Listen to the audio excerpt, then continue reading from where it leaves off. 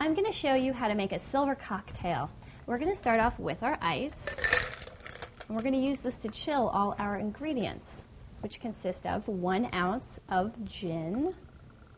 Start with that. And then we're going to add in 1 ounce of dry vermouth.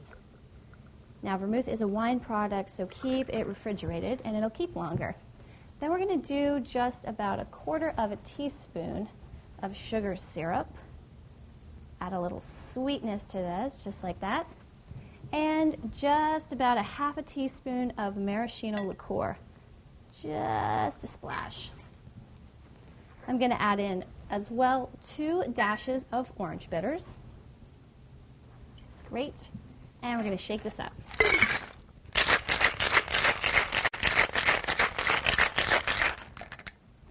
We're going to strain this into a cocktail glass, just like so.